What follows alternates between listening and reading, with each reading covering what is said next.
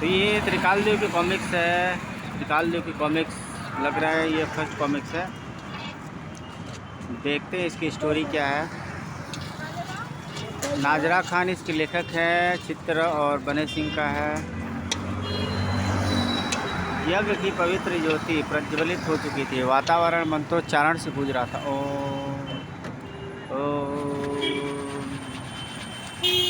जय अग्नि देवता की जय। अग्नि देवता उठो वत्स अग्निवेश, अपने यज्ञ का प्रयोजन बताओ। आप तो सर्वज्ञाता हैं देवता, मैं आपको यज्ञ का प्रयोजन क्या बताऊं।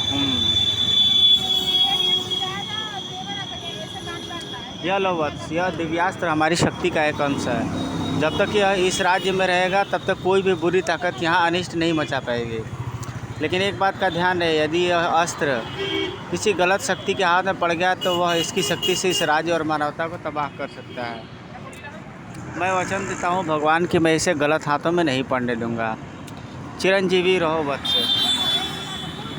देवता के अदृश्य होने के बाद रामदेव तुम इसी वक्त यह दिव्यास्त्र लेकर कौशल नरेश के पास चले जाओ। उनसे कहना यह दिव्यास्त्र हमने कंकाल केतु के विनाश के लिए भिजवाया है। जो आज्ञा गुरुदेव।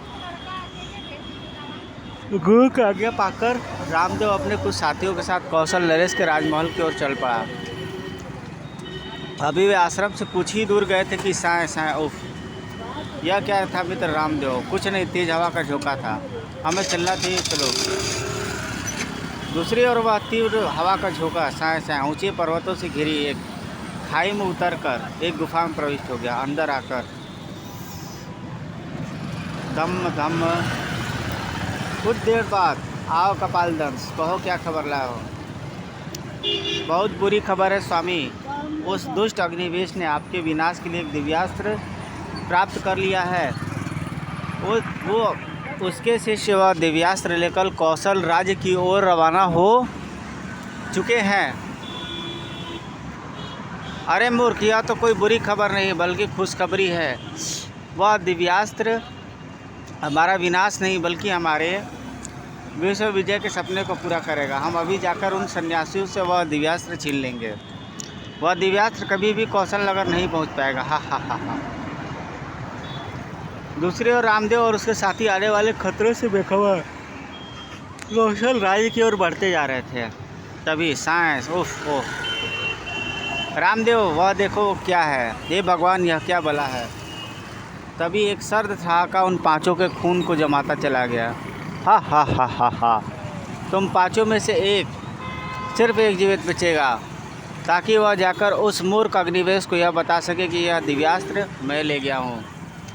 इसलिए तुम में से जो चाहे यहाँ से भागकर अपनी जान बचा सकता। हा हा हा।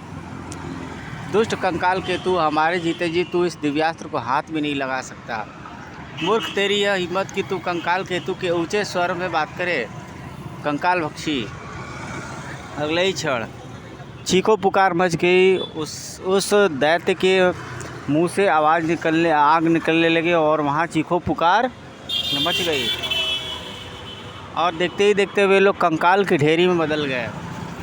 मूर्ख, अब तेरी बारी है। ओह, अगले पल उसने अपनी आंखों के किरणों से उसे भी जला डाला। ऐसे देखते देखते उसने कई लोगों का जान से मार डाला। शीघ्र ही अब मैं अपनी कंकाल शक्तियों से सिद्ध करूंगा। कंकाल भक्षी, इन चारों कंकालों को उठा लो, ये हमारे कंकाल भंडार की शोभा बढ़ाएंगे। हा हा हा हा हा। उसके जाने कुछ क्षण बाद मुझे किसी भी तरह गुरुवार को यह सब बताना होगा। अतः वह किसी तरह घिसटता हुआ आश्रम की तरफ चल पड़ा। ठीक रही। अरे देखो वह कौन है। ये तो गुरुदेव को जल्दी से खबर करो, शीघ्र ही। मुझे क्षमा करना गुरुवर, मैं दिव्यास्त्र को न बचा सका। कंकाल केतु वह दिव्यास्त्र। ओह, तुम्हारा बलिदान व्यर्थ नहीं जाएगा रामदेव। कंकाल केतु से तुम्हारी मौत का बदला मैं लूँगा। मैं तेरी मौत का स्वयं रचूँगा कंकाल केतु। उसी दिन कौशल नगर के राजमहल में। ओह गुरुदेव, यह आपने दक्षिणा में क्या मांग लिया। वह बालक भला आपकी क्या मदद कर पाएगा। आप मुझे आज्ञा दीजिए, मैं उस दुष्ट को दंड दूंगा। नहीं राजन, तुम्हारी पूरी सेना भी उस दुष्ट का कुछ नहीं बिगाड़ सकती। उसकी मौत राजकुमार के हाथों लिखी है। राजकुमार ही कंकाल केतु का काल बनेगा, क्योंकि मैं उसे साक्षात मौत बनाऊंगा। अब निर्णय आपके हाथ में है राजन, लेकिन अधिक समय सोचने का नहीं है राजन। हमें तुम्हारा उत्तर शीघ्र चाहिए। उत्तर मैं देता हूँ गुरुदेव। मानवता की भलाई के लिए पिताजी एक क्या 100 संतानों की भी बलि दे सकते हैं। क्यों पिताजी? राजकुमार, तुम ठीक कह रहे हो पुत्र। तो उनकी समस्या का समाधान त्रिकाल देव करता है। चलिए गुरुदेव, मैं आपके साथ चलने को तैयार हूँ। तो इस प्रकार से त्रिकाल देव उनके साथ चलने को तैयार हो जाता है। कुछ देर बाद जंगल में जाते आते उसके गुरुदेव उससे बोलते हैं, वत्स, कंकाल केतु के विनाश के लिए तुम्हें उससे मुकाबला करके उसे इस तरह परास्त करना होगा कि वह दिव्यास्त्र के बिना सिद्ध किए ही उसका प्रयोग तुम पर करने के लिए विवश हो जाए। अगर तुम ऐसा करने में सफल हो गए तो वह दिव्यास्त्र उसके लिए काल बन जाएगा। आगे की स्टोरी मैं आपको रनिंग मोड में सुनाता हूँ दोस्तों। और उन लोग आगे बढ़ते ही तेज़ हवा के झोंके आने लगते हैं और एक प्रकार का राक्षस आता है जो उनके कमंडल में समा जाता है।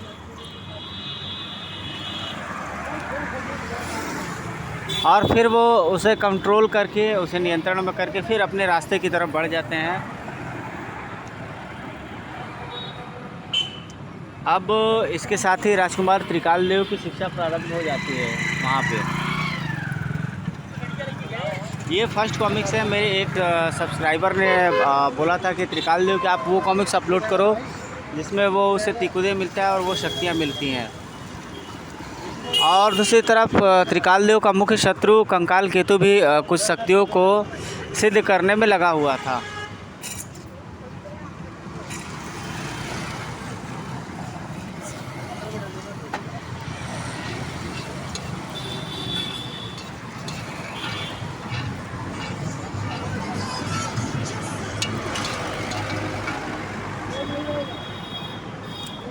वह अपनी दुष्ट शक्तियों का प्रयोग करके कपालदंश को मुनिवर के आश्रम से चुरा लेता है। हा हा हा, मैं जानता था कि तुम मुझे ज़्यादा दिन तक नहीं कैद कर सकते। हा हा हा हा। गुरुदेव, यह तो भाग रहा है। राजकुमार, इसका पीछा करो, वह भागने न पाए। लेकिन गुरुदेव, वह तो दिखाई ही नहीं दे रहा है। मैं अभी उसे दिखाई देने का प्रबंध करता हूँ। दूसरे ही क्षण, गुरुदेव, अब मैं उसे स्पष्ट देख सकता हूँ। तो जाओ, उसका पीछा करो। उसका पीछा करके ही हम उस दुष्ट कंकाल केतु के ठिकाने तक पहुँच सकते हैं।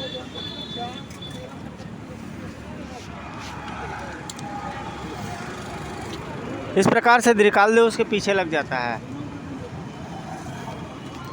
अपने बचाव में वह उसे अग्नि का प्रहार करता है, आग का प्रहार करता है।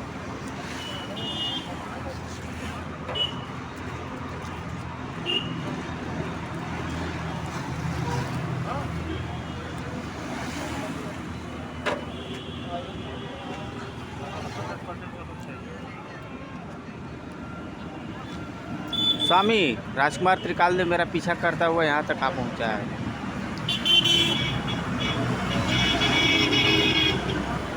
भस्म हो गया कैद। तत्पश्चात कंकाल बख्शी राजकुमार को रास्ते में ही समाप्त कर दो, वह इस जगह का पता ना जान सके। इधर राजकुमार धूल भरी आंधी से बच निकला था। इनमें से ही किसी खाई में गया था वो। तभी ओफ, यह क्या साएं। अगले पल कंकाल बख्शी को देखकर उसकी आंखें आश्चर्य से फट पड़ी। ओह, कितना भयंकर है यह। खतरा भागते ही राजकुमार एक विशेष मुद्रा में स्थिर हो गया। ओम भक। तभी अचानक कंकाल बख्शी ने सांस खींचना शुरू कर दिया। परिणाम स्वरूप त्रिकाल देव गिर गया और उसके मुंह में समाने लगा। लेकिन अगले ही पल कंकाल बख्शी तड़प उठा और अगले ही क्षण भड़ाक भड़ाक भड़ाक भड़ाक। इधर वह शैतान गुफा में बंद करके ध्यान लगाता है। इसका मतलब है मेरा मुकाबला किसी साधारण मनुष्य से नहीं है, लेकिन वह जो भी है कंकाल केतु की गुफा तक आने के बाद जीवित नहीं बच सकेगा। दूसरी ओर इन खाइयों में ये विचित्र गुफा अवश्य यह कंकाल केतु का निवास स्थान होगा। इसी प्रकार कंकाल केतु के गुफा में घुसने से पहले त्रिकाल देव पर पत्थरों की बौछार चालू हो जाती है। इधर वह दुष्ट शैतान अपने शैतानी प्रयोगों में लगा हुआ था और तभी त्रिकाल देव आ जाता है और वह उस पर एक प्रहार कर देता है, जिसे त्रिकाल देव झुक करके बचा लेता है। खच हा। तुम मुझे समाप्त करने का स्वप्न लेके आए हो ना राजकुमार, मगर अब तुम मरोगे। ओह अमोघ अस्त्र, प्रणाम।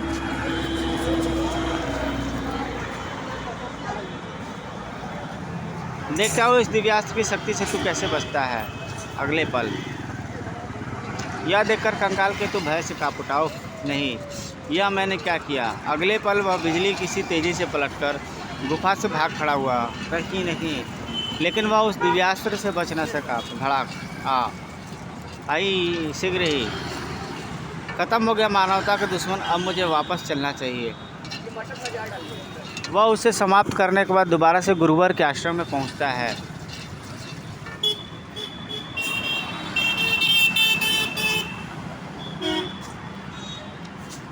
और गुरुवर उसे अपनी दी हुई शिक्षा का स्मरण करते हुए बताते हैं, जब भी तुम इस शस्त्र को उठाकर अग्नि देवता का आह्वान करोगे तो इस दिव्य शक्ति की शक्तियाँ तुम्हारे अंदर समाहित हो जाएंगी। अंत में त्रिकाल देव उनसे विदा लेता है और आशीर्वाद लेता है। तो गाइज़, आपको ये कॉमिक्स कैसी लगी प्लीज़ लाइक, कमेंट, शेयर और सब्सक्राइब करके ज़रूर आप बताना। मिलते हैं आपसे नेक्स्ट वीडियो में। बनाते रहेंगे ऐसे ही वीडियोस कॉमिक्स रिलेटेड, बचपन 90s की मेमोरी से रिलेटेड और 90 का दशक जो हमसे खो गया था उससे रिलेटेड कुछ सुनहरी यादों को, दिल की बातों को। मिलते हैं आपसे नेक्स्ट वीडियो में। Till then take care, goodbye, thank you very much.